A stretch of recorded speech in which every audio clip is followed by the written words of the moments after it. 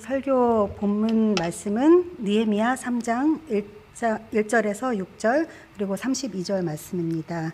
그때에 대제사장 엘리야십이 그의 형제 제사장들과 함께 일어나 양문을 건축하여 성별하고 문짝을 달고 또 성벽을 건축하여 함메아 망대에서부터 하나넬 망대까지 성별하였고 그 다음은 여리고 사람들이 건축하였고 또 그 다음은 이므리의 아들 삭굴이 건축하였으며 어무는 하스나의 자손들이 건축하여 그 들보를 얹고 문짝을 달고 자물쇠와 빗장을 갖추었고 그 다음은 학고스의 손자 우리아의 아들 무레못이 중수하였고 그 다음은 무세사벨의 손자 베레가의 아들 무술람이 중수하였고 그 다음은 바하나의 아들 사독이 중수하였고 그 다음은 드고아 사람들이 중수하였으나 그 귀족들은 그들의 주인들의 공사를 분담하지 아니하였으며 옛 문은 바세바의 아들 요야다와 브소드아의 아들 무술람이 중수하여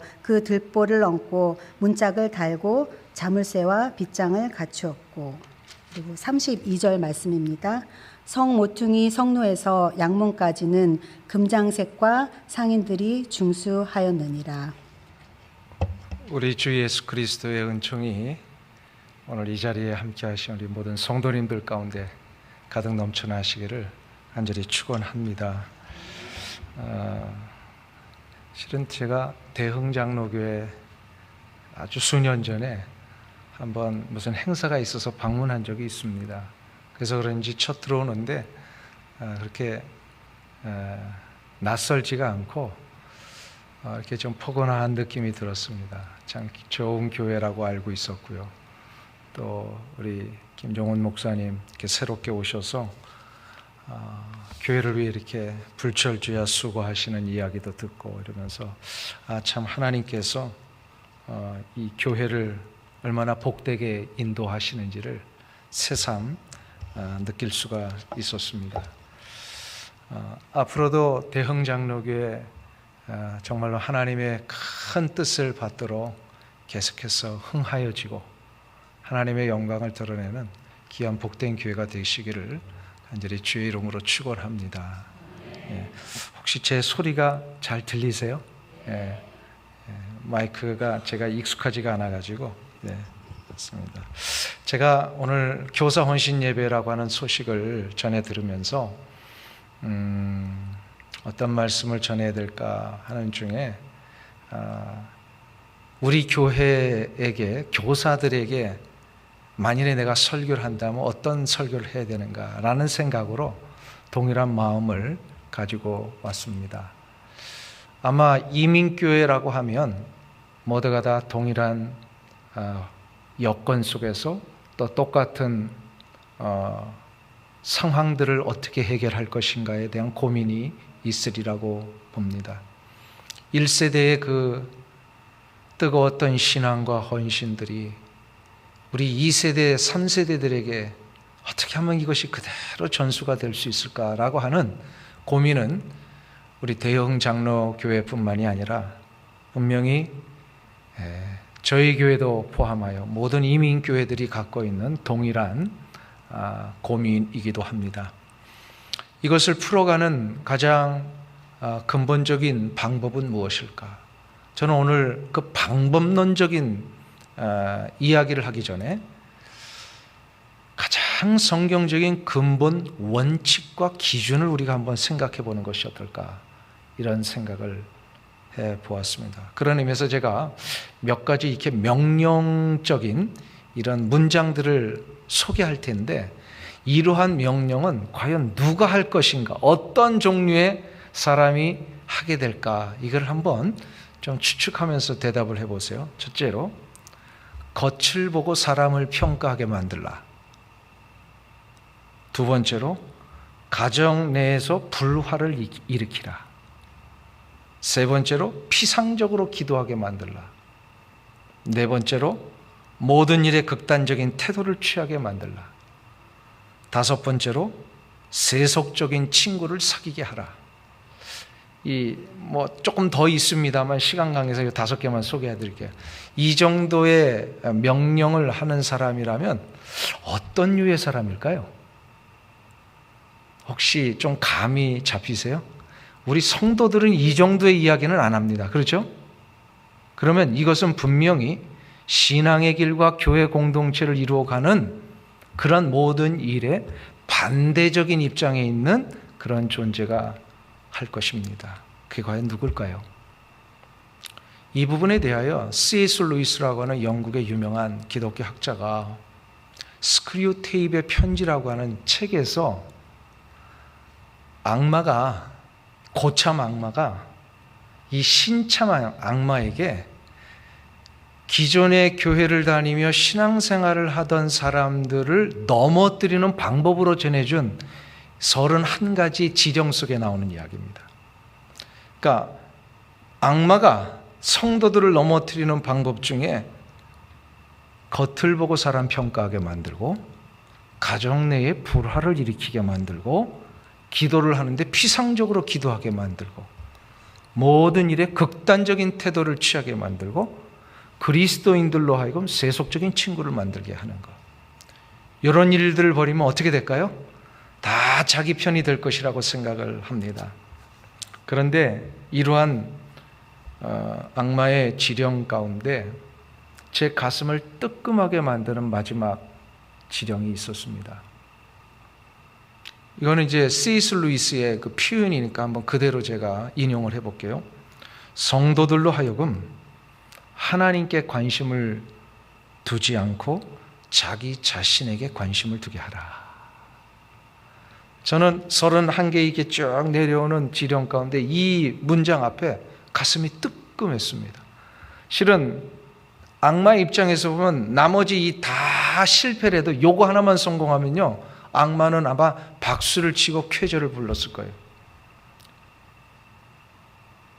실은 모든 성도들이 주님의 공동체 안에서 신앙생활을 한다고 하면서도 대부분 실패하는 이유가 뭐냐면 우리의 관심이 하나님께로 가지 아니하고 자꾸 자기 자신에게로 가는 성향들이 있더라는 겁니다. 틀림없습니다. 그럼 다 실패합니다. 자, 그러면 이것이 실은 50년 전 영국 캠브리지에 있었던 상황 속에서 C.S. 루이스가 점점 몰락해가는 서양의 기독교의 성도들에게 경각심을 주기 위하여 던졌던 메시지라면, 지금 이 순간 이 땅을 살고 있는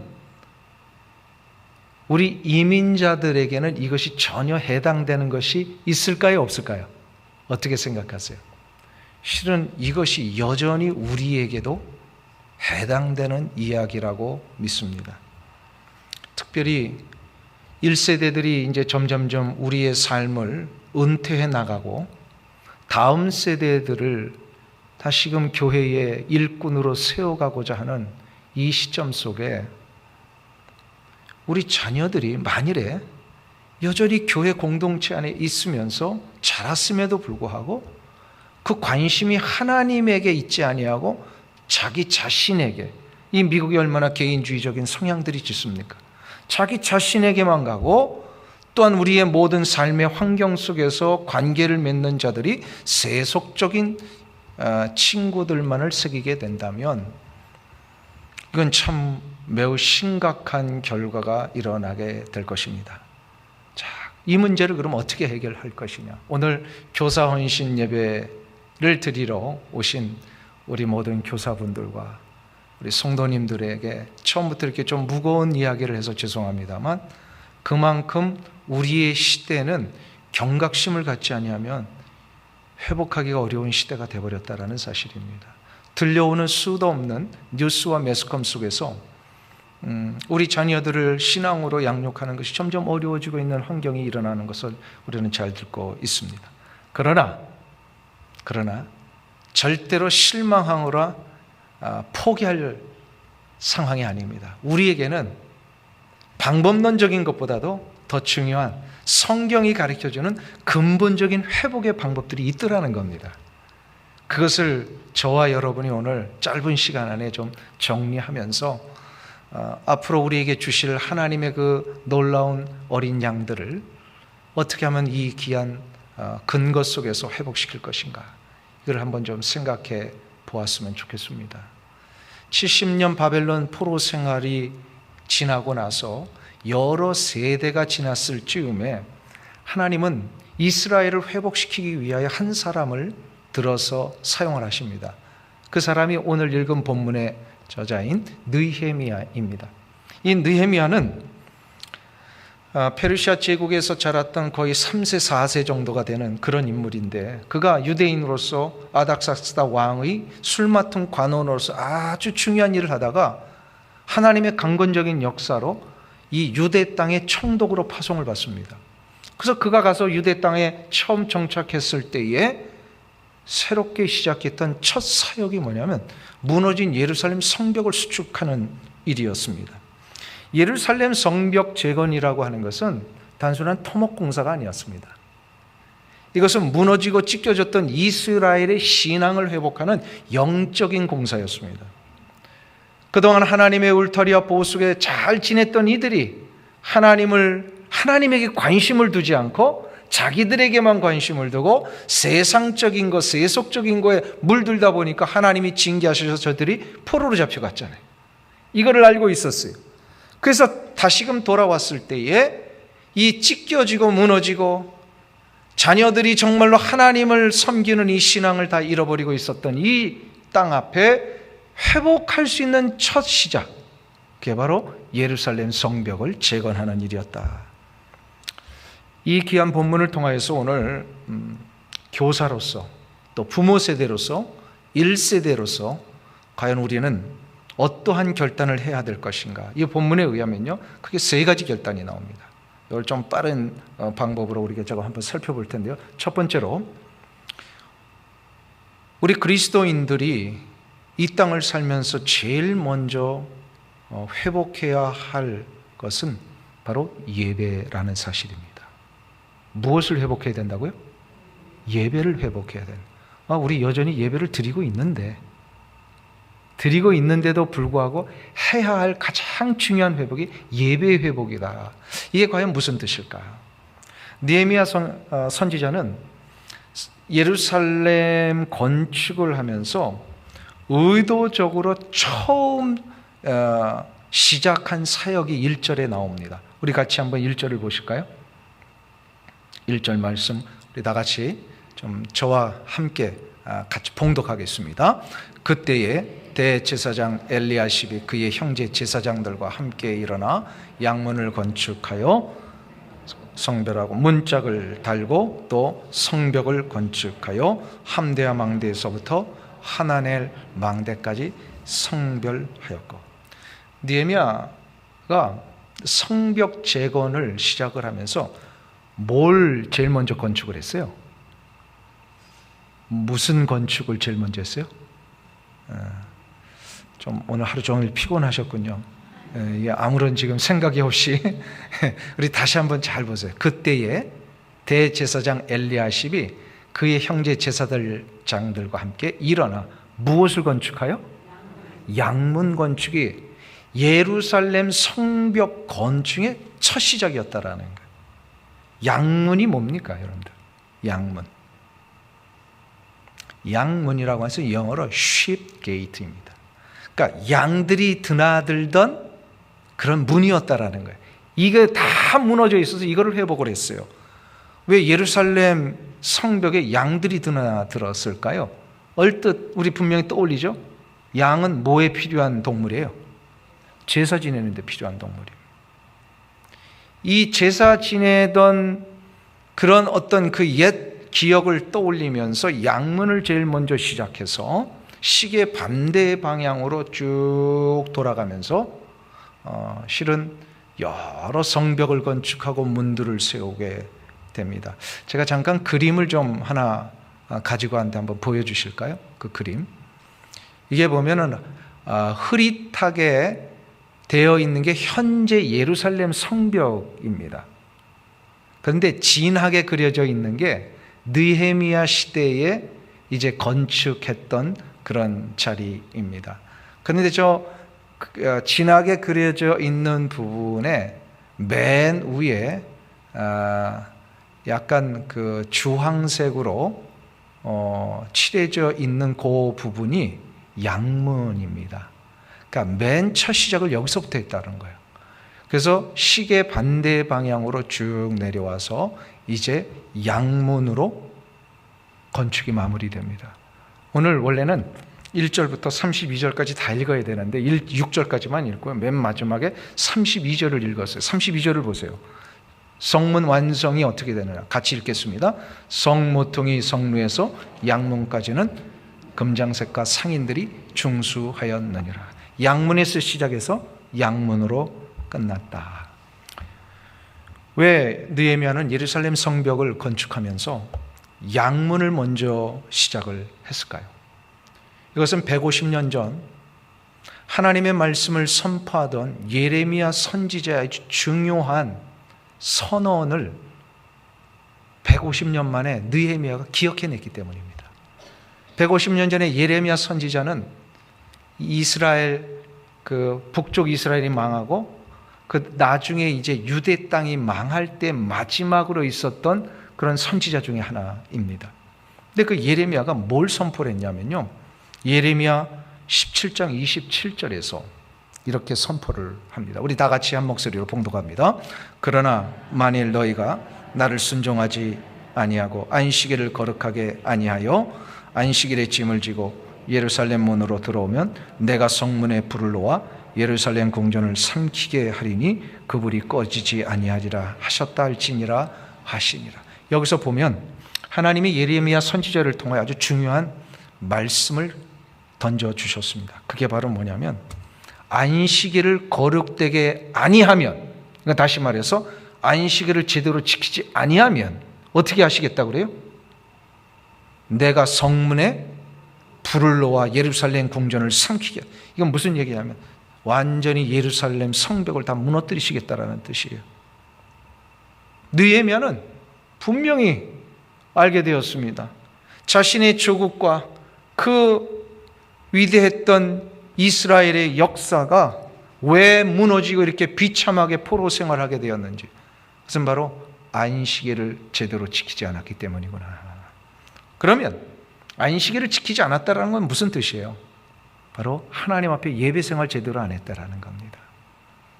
예배는 드렸던 것 같은데 형식적인 예배였고요, 보이기 위한 예배였고, 마음에서 진정으로 예배 가운데 하나님을 바라본 것이 아니라 몸은 예배의 자리로 왔는데 늘 우리의 가치관과 기준은 다른 곳에 있었어요. 이게 이스라엘 백성들의 현실이었습니다. 그래서 나중에는 하나님이 하도 화가 나시니까 내가 제사 원하지 않는다, 그 얘기까지 하시잖아요. 얼마나 저들이 형식적으로 마음이 없는 제사를 드렸으면. 결국은 여기서 돌아오지 않으니까 저들이 포로로 잡혀가고 하나님이 그 저들의 자존심이라고 여겼던 이 예루살렘 성벽까지 다 파괴하셨습니다. 이거를 이제 150년 만에 느헤미야가 깼고, 이것을 되돌리는 방법이 뭐냐? 이렇게 무너지고 찢겨지고 황폐되고 전혀 신앙의 이런 유산들이 이어져 내려가지 않는 이 상황 앞에 이 문제를 해결하는 방법은 무엇인가?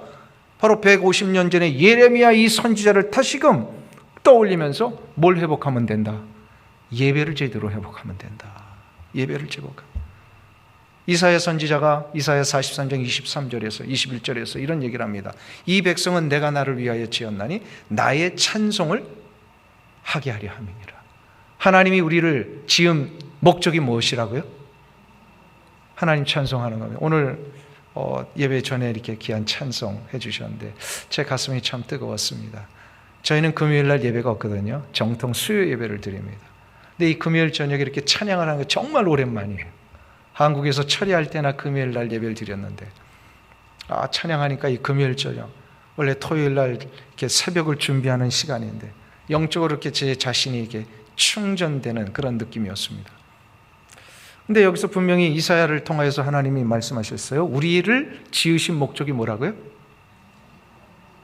네, 우리로 하여금 하나님 찬송하게 하는 것. 여기서 찬송이라는 것은 테힐림이라고 하는 단어를 썼어요. 이건 뭐냐면 단순히 음정이 섞인 노래로만 하나님을 찬송하는 게 아니라 우리의 모든 영혼과 우리의 삶을 하나님 앞에 온전히 올려드리는 예배, 곧 그것이 찬송이다라는 뜻입니다. 그러니까 우리의 삶이 하나님 앞에 드려지는 예배가 될 때 하나님은 우리를 지으신 목적을 이루신 것으로 여기시겠다. 할렐루야. 이 목적대로 살아야만 우리의 인생이 제대로 되는 건데, 인생의 예루살렘 성벽들이 무너지지 않고 보존되는 건데 이거 자꾸 잊어버리니까 우리의 성벽들이 다 무너져버리고 마는 거예요.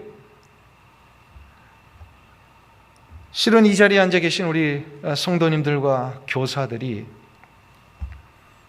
우리 다음 세대들 학생들에게 가르쳐 주어야 할 것이 무엇일까? 저는 이 부분을 다시 한번 교사인 우리가, 부모인 우리가, 1세대인 우리가 이거 다시 회복해서 이거를 다시금 자녀들 세대에게 따라올 수 있도록 보여줘야 합니다. 예배는 가르친다고 따라오는 게 아니더라고요.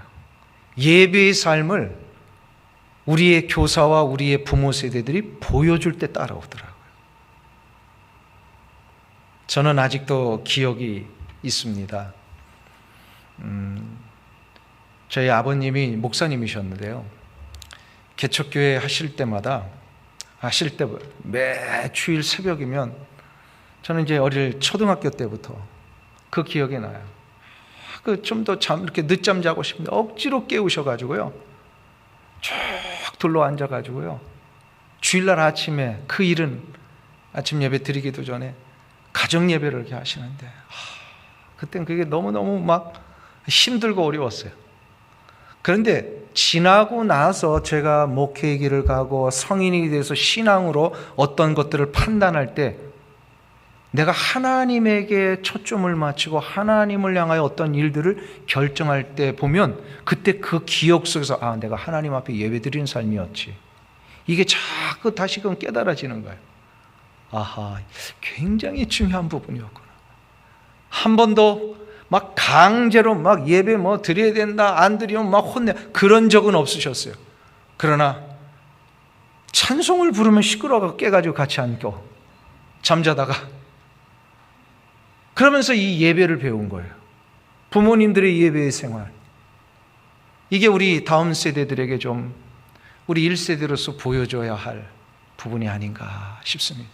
왜요? 하나님은 우리가 지음받은 목적대로 예배 제대로 드리면 하나님이 기뻐하시고요. 하나님이 예배에 놓으신 놀라운 축복의 역사를 이루시는 것 같아요. 제가 농담처럼 이렇게 우리 교인들하고 나누는 가끔 잊을만 하면 한 번쯤 하는 농담이 있어요. 뭐냐면 예수님은 언제 재림하실까요? 언제 재림하실까요? 요거 잘못 막 던지고 질문하면 이단이 될 수도 있는데 언제 재림하실까요?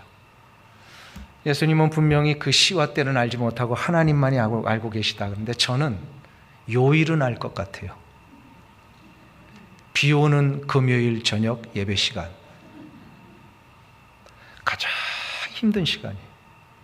가장 예배드리기 어려운 시간이에요. 그런데 주님이 만일에 재림하신다면 우리 성도들이 예배드리고 있는 그 상황 속에 만일에 오신다면 얼마나 주님이 우리를 기뻐하시고 우리도 얼마나 신이 날까요? 그냥 저기 어죽지도 않은 그런 이상한 곳에 가지고 막 죄 짓고 있는데 주님이 오셨다. 이거 얼마나 낭망합니까? 하나님을 예배하고 하나님을 높이는 이 상황 속에 주님이 오신다면 얼마나 우리가 기쁘고 감사할까.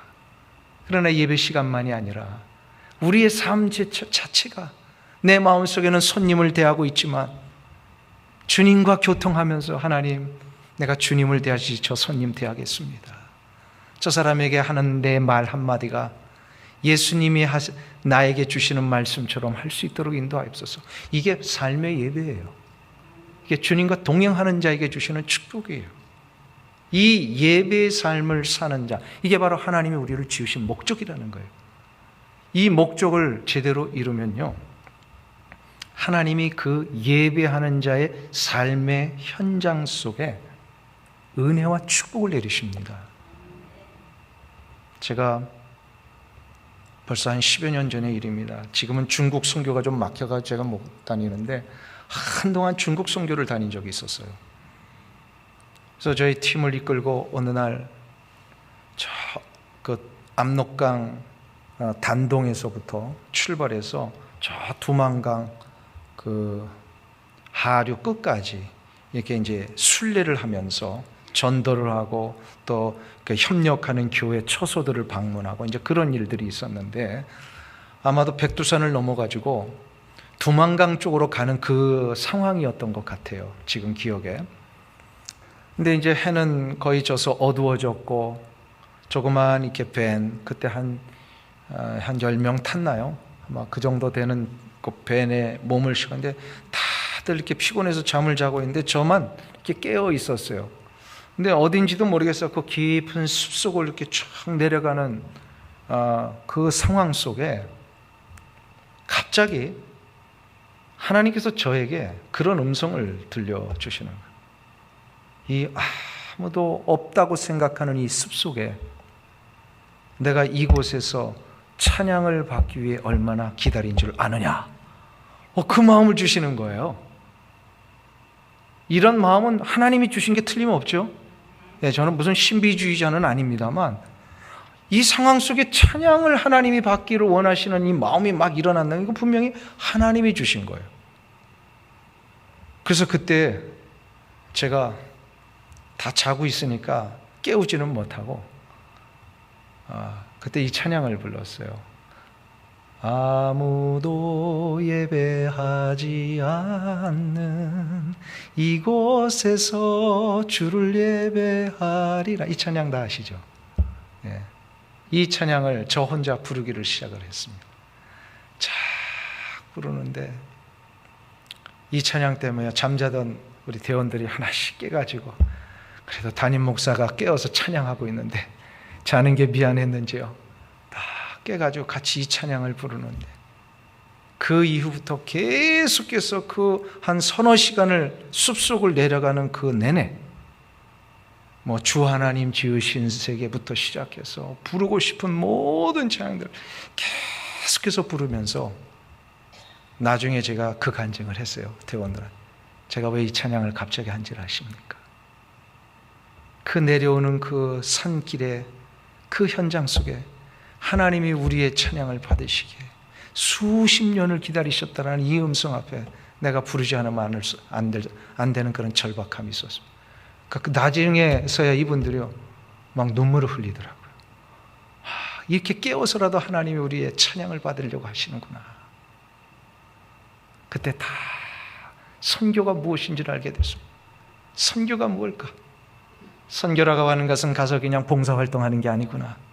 우리의 땀을 흘리고 우리의 섬기는 일들을 통하여서 닫혀있고 중단되었던 그 땅과 그 영혼들이 마음과 입속에서 하나님을 섬기는 이 찬양이 울려나오는 그날까지 우리가 계속해서 달려가는 것, 이게 바로 선교의 목적이구나. 그 땅도 하나님이 영광을 받으시고 그 영혼들을 통하여 하나님 찬송을 받으시는 그날까지 가야 하는 것, 실은 이게 선교의 아주 중요한 목적이에요. 실은 우리 이 세대들이요, 이거 배우면 뭐 일일이 막 간섭하고 뭐 일일이 어떻게 알아, 그러지 않아도요, 예배에 대한 체험과 예배에 대한 은혜를 한 번만 경험하면요, 그래서 그 예배 속에 하나님을 만나는 인격적인 만남의 경험이 있으면 이 세대들이 달라지더라고요. 달라져요. 우리 교사로서 아마 그 기도를 해야 되는 것이 아닐까 싶습니다. 하나님, 우리의 자녀들이 이것을 체험할 수 있게 하여 주옵소서. 우리가 이것을 먼저 교사인 내가, 부모인 내가, 1세대인 내가 이거를 보여줄 수 있도록 인도하여 주옵소서. 이게 지금 아직 2개가 더 남았는데 이게 하나만 하다가 끝날지도 모르겠습니다. 제가 간증을 하나 할까 그래요. 우리 교회 집사님 중에 한 분이 갑자기 저한테 전화가 오셨어요. 목사님, 저희 가게 오셔서 신방과 함께 예배를 한번 드려주세요. 그래서 제가 갑자기 이제 예배 요청을 하시니까 아니 무슨 일 있으세요? 뭐 좋은 일이 있으세요? 그랬더니요, 이분이 하는 말이, 목사님, 저희 피자집 가게 다음 주에 문 닫습니다. 와서 폐업 예배 좀 해주세요. 그러는 거예요. 내가 개업 예배는 많이 다녀봤어도 폐업 예배는 처음 요청을 받았어요. 여러분들과 우리 김정원 목사님, 담임 목사님의 그 심정 이해하실 거예요.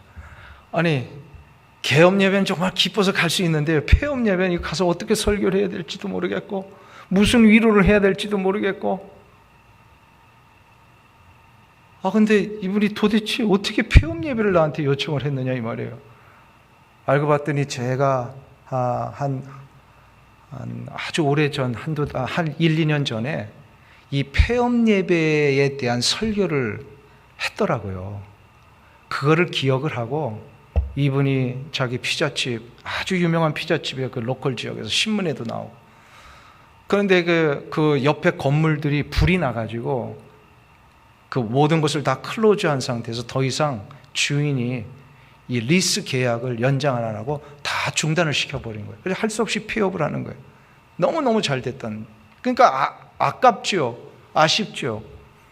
근데 폐업 예배를 결정하고 접겠습니다. 그리고 예배를 요청했습니다.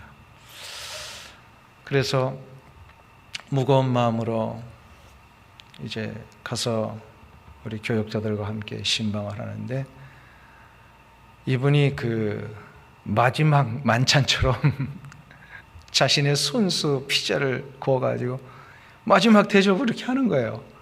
이거 먹을 수가 없는 거예요. 저는 못 먹겠더라고, 실은. 너무너무 마음이 뭔지를 아니까. 근데 그 자리에서 뭐 너무 슬픈 표현할 수도 없고, 그래서 맛있게 먹고, 그래서 간절히 기도해주고, 다른 것보다도 그런 기도했어요. 하나님, 개업 예배는 많이 드리는데 폐업 예배하는 이 집사님의 마음을 하나님은 아시지요. 어떤 상황에서도 이 백성이 나를 위하여 지었나니 나의 찬송을 부르게 하리 함이라는 이 말씀의 목적대로 하나님, 마지막 폐업 예배 드리는데 축복해 주옵소서. 앞으로 어떻게 펼쳐질지도 모르고 그 축복의 기도를 했어요. 그리고 나서 이제 이분이 몇 주 후에 다 클로즈를 하고 문을 닫았어요. 어떻게 먹고 살까? 어떻게 하면 이분이 이제 살아갈까? 오히려 제가 걱정이 막 돼가지고 몇 주 후에 전화를 했어요, 이분한테. 집사님, 도대체 어떻게 된 거예요? 뭐 어떻게 살고 계세요? 했더니 이분이 간증을 하시는데, 폐업하기 한 일주일 전인가, 그러니까 며칠 전에요, 갑자기 단골 손님이 하나 온 거예요. 그 어릴 때부터 그 피자집에 다니면서 피자를 먹고서 이분이 30이 넘을 때까지 이 피자집을 아주 애용했던 그 로컬 지역의 단골 손님입니다. 근데 나름대로 비즈니스도 하고 이러면서 재력이 있었어요. 근데 자기가 좋아했던 피자집 문을 닫으니까 이 청년이 너무너무 슬퍼한 거예요. 안 된다고. 안 된다. 그래가지고 이 청년이요, 이 집사님한테 자기가 피자집을 차릴 테니까 그 하던 모든 피자집의 레시피라든지 그 모든 기구들을 자기가 이제 렌트해 놓은 그런 오피스에다 옮겨가지고 새롭게 시작하면 어떻겠느냐고 제안을 하신 거예요. 자기는 사장이지만 모든 운영을 이 집사님한테 맡기기로 했습니다. 그래가지고 그렇게 이제 합의를 보고 그것을 오픈할 때까지 그럼 어떻게 먹고 살아야 되냐.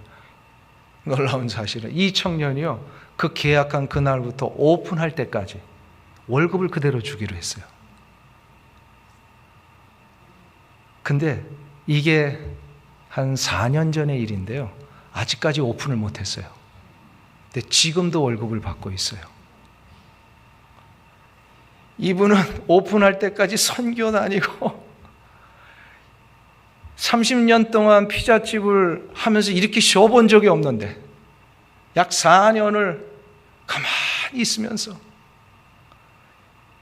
월급을 받으면서 주의 일을 하면서 선교 다니면서 언젠가는 오픈할 때까지 그 모든 것을 준비를 다 해놓고 그러고 살고 계십니다. 제가 그분의 이야기를 보면서 여기서 이제 간증 조심하게 들으셔야 돼요. 주를 위해 예배한다고 이런 일들이 동일하게 다 펼쳐지는 건 아니지만 여기서 핵심은 뭐예요? 하나님은 예배를 귀하게 보셨다라는 겁니다. 귀하게 보신 거예요. 우리가 생각지도 못한 일로 하나님은 예배하는 자를 책임지신다는 거예요. 예루살렘 성벽의 양문을 새롭게 시작을 하면서 하나님 앞에 우리가 회복해야 될 처음이요 가장 중요한 출발이 예배라고 하는 것을 생각하고 하나님 앞에 올렸던 느헤미야의 이 헌신을 하나님 받으셔서 이스라엘 백성들을 완전히 회복시키시고 50일 만에 양문을 비롯한 이 모든 예루살렘 성벽을 건축을 완성시키십니다. 하나님의 축복이 임하는 거예요. 예배는 하나님이 기뻐하시는 일입니다. 사랑하는 대형 장로교회 성도님 여러분, 또 우리 교사 여러분, 우리가 다음 세대들에게 물려줄 게 뭘까요? 교사로서 무엇을 가르치며 무엇을 보여주며 무엇을 강조해야 될까요? 그것은 바로 예배입니다. 예배를 보여주고 예배를 전수케 하고 이 예배의 자리로 서는 자에게 주시는 하나님의 놀라운 축복이 무엇인지를 저들에게 알려준다면 저들은 장차 고등학교를 졸업하고 대학 가서도 그 예배의 삶을 삽니다. 예배의 삶을 그 현장 속에서 살면 다 돌아오게 돼 있어요. 다 돌아옵니다. 오늘 시간이 많이 갔지만 하나만 더 살펴볼게요. 그래서 이 예배를 먼저 회복하고 나서 이 예루살렘 성벽을 건축하는 데 있어서 이 느헤미야가 지도자로서 강조했던 아주 두 번째 회복의 조건이 있었습니다. 그게 바로 뭐냐면 이 모든 일들을 위하여 특별히 공동체 전체가 희생과 수고를 다 감내할 수 있어야 된다는 겁니다. 희생과 수고를 감내하는 2절을 한번 보세요. 거기 보시면 그 다음은 여리고 사람들이 건축하였고 또 그 다음은 이므리 아들 삭굴이 건축하였으며 하면서 그 다음은 하면서 계속해서 32절 끝날 때까지 이것을 30회나 반복을 합니다. 느헤미야 성벽을 42개의 구역으로 나누어서 10개의 문과 또 4개의 망대를 세우고 그 구별된 지역마다 75명의 지도자들을 다 세웠어요. 가문의 대표자들이에요. 그리고 나서 그 가문의 대표자와 함께 그 가문에 속해 있는 모든 족속들이 다 함께 모여가지고 자기들이 맡은 구역을 희생하며 수고하는 이 일을 기꺼이 합니다. 이게 바로 동역이에요. 예루살렘 성벽을 완성할 수 있는 아주 중요한 두 번째 원리, 바로 동역입니다. 동역이라고 하는 것은 희생하고 수고하는 일을 다 같이 할 때 일어납니다. 여기에는 제사장도 금세공자도 지역의 유지들도 예외가 없었어요. 다 제사장은 뭘 잘할까요? 벽돌 쌓고 건축하는 거 잘할까요? 양 잡는 걸 제일 잘해요. 그런데 제사장들도요, 벽돌 쌓는 일에 동참을 했어요. 금은 세공하는 사람들도요, 금은 세공하는 사람들은 손이 정교합니다. 손 다치면 안 돼요. 근데 그거는 투박한 벽돌을 쌓는 일을 다 합니다. 지역의 유지들은 뭘 잘할까요? 뒷짐지고 이렇게 시키는 거 잘합니다. 근데 저들은 시키는 게 아니라 자기들도 손이 부르트도록 벽돌을 쌓고 건축하는 일에 동참을 했습니다. 저는 희생과 수고를 이렇게 생각합니다. 먼저 된 자, 성숙한 자, 힘과 능력이 있는 자가 먼저 솔선수범해서 이것을 할 때 그 공동체는 소망이 있다.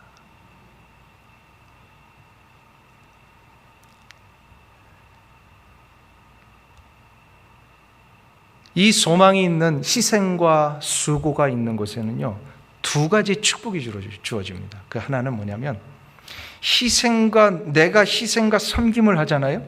그러면 희생과 섬김을 받는 그 대상들이 일어나고 회복이 됩니다. 근데 여기서 끝나는 게 아니라 두 번째 축복이 있어요. 내가 희생하고 섬기잖아요. 그러면 희생하고 섬기는 당사자인 내가 반드시 하나님으로부터 수고의 대가를 받습니다.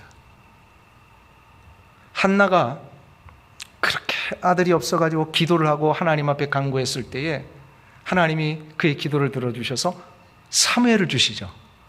이거 얼마 만에 낳은 아들입니까? 귀하죠. 근데 한나가 그 아들을 어떻게 하죠?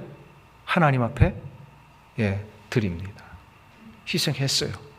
자기가 그렇게 원했던 아들인데 이 소중한 아들을 하나님의 제사장으로 드립니다. 그러니까 그 이후에 하나님이 그의 수고와 희생을 모른 채 하지 아니하시고요, 갚아주시죠. 어떻게 갚아주세요? 5배를 갚아주십니다. 아들 셋에 딸 둘로. 왜 그럼 5일까요? 한 10명 주시면 되는데. 그건 상징적인 의미가 있어요. 출애굽기 22장에 의하면 하나님은 어떤 일에 누군가에게 배상을 할 때는 반드시 5배를 배상하도록 말씀을 하십니다. 이걸 하나님이 그대로 한나에게 하나님 스스로가 이거를 적용을 하신 거예요. 너가 나를 위하여 이렇게 희생했구나. 그 아까운 아들을 나에게 바쳤구나. 내가 너에게 5배를 갚아줄게. 이것은 뭐냐면요, 하나님을 위해 희생하면 하나님은 반드시 갚아주신다라는 뜻입니다. 이 갚아주실 때 하나님이 한나를 돌아보셨더라, 이런 표현이 나와요. 사무엘상에 보면 한나의 희생과 헌신을 보고 하나님이 한나를 돌아보셨더라. 그래서 돌아보셨더라라고 하는 표현이 뭐냐면 하나님이 계산해 주셨다라는 뜻이에요. 하나님은 우리의 희생과 섬김을 계산해 주십니다. 믿으십니까? 우리 대영장로교회 우리 목사님 말씀 들으니까 교회를 위해서 참 헌신하신 분들이 많다는 얘기를 들었어요.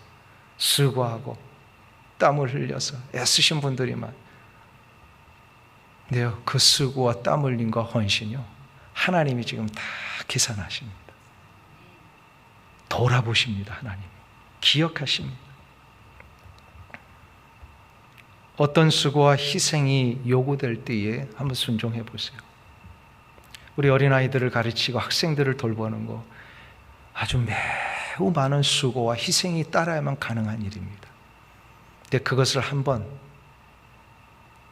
내가 계산하지 말고 하나님을 위해 기꺼이 한번 해보세요. 하나님이 여러분을 위해서 계산을 해주십니다. 자, 근데 제가 한번 질문을 할게요. 어떤 희생과 수고를 해야 되는 이 상황이 올 때 억지로 한 희생과 기쁨으로 한 희생 중에 어떤 경우가 하나님의 복을 받을까요? 네? 생각을 해보세요. 제가 왜 이 질문을 하는지 의도를 잘 생각하시면서 억지로 한 희생과 기쁨으로 한 희생 중에 하나님은 어떤 희생의 계산을 해 주실까요? 둘 다 해 주십니다. 물론 기쁨으로 한 희생은 하나님이 너무나도 즐거워하시니까 했는데 그건 당연하죠. 근데 억지로 한 희생도 갚아주시는 놀라운 기록이 성경에 나와요. 예수님이 골고다에서 십자가를 지고 가실 때 너무 지쳤을 때에, 쓰러질 만할 때에 그 옆에 지나가던 누구를 로마 병정이 끌어옵니까? 구레네 시몬. 이 구레네 시몬이요, 로마 병정에게 끌려올 때 성경은 뭐라고 표현해 있어요? 억지로 지게 함이라. 지고 싶은 마음이 없었어요. 구레네 시몬은 예수님의 십자가 억지로 지게 했어요. 자기의 의도와 마음에도 없는 일을 했어요. 그런데 그 억지로 진 십자가로 인하여 받은 구레네 시몬의 축복이 뭡니까? 인류 역사에 인류를 구속하신 우리 주 예수 그리스도의 십자가를 물리적으로 도운 유일한 신앙인이 됩니다. 기독교 2000년 역사에 예수님의 골고다의 이야기가 나오면 구레네 시몬의 이야기가 같이 나오게 돼 있어요. 이게 얼마나 놀라운 영광입니까?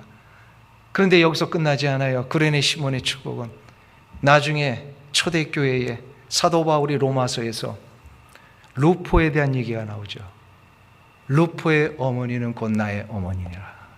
사도 바울의 영적인 어머니가 돼서 사도 바울을 그렇게 도왔던 루포의 어머니에 대한 이야기가 나오는데 그 루포가 누구예요?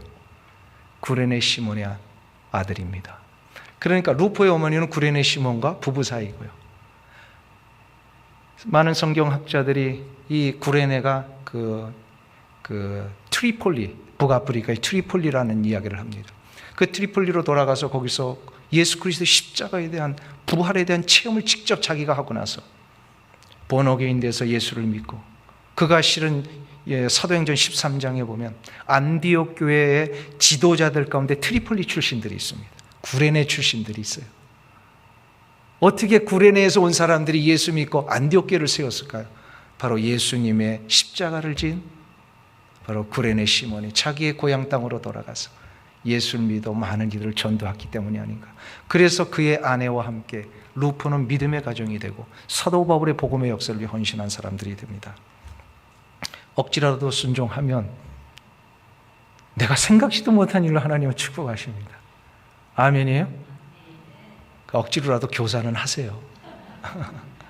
아휴, 뭐 사람 없다고 그냥 장로님이 나 끌어다가 이거 하라 그러는데 이거 해야 돼요, 말아야 돼요? 그게 아니라 억지로 십자가 졌는데도 그 놀라운 축복이 있으면요, 그 마음만 조금 바꿔서 정말로 내가 자원하는 마음으로 그 수고하신다면 하나님이 얼마나 놀라운 일로 여러분들에게 갚아주시겠습니까? 중세의 격언 중에 이런 말이 있습니다.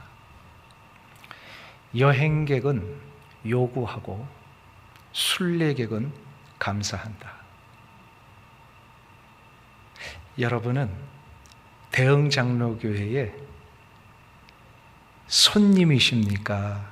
아니면 이 교회의 하나님의 거룩한 뜻을 따라 함께 가 있는 순례객이십니까? 손님의 순례객이에요. 주님의 거룩하신 나라를 위해서 함께 걸어가는 순례객인 줄로 믿습니다. 우리는 여행객이 아니에요. 여행객이 아니에요. 크루즈 유람선과 항공모함의 차이가 뭡니까? 크루즈 유람선과 항공모함의 차이. 혹시 크루즈 유람선을 좀 타보신 분 계십니까? 그 멋진 걸 한 번도 안 타보셨어요? 물론 저도 안 타봤습니다만 보면은요, 그 크루즈 타신 분들의 이야기를 들으면 이래요. 크루즈는 승무원보다 손님이 더 많죠. 그래서 그 많은 손님들을 승무원이 봉사하고 섬깁니다. 그러니까 자기 돈을 낸 이 손님들, 이 여행객들은요, 자꾸 뭔가를 요구를 합니다. 자, 그런데 항공모함을 보세요.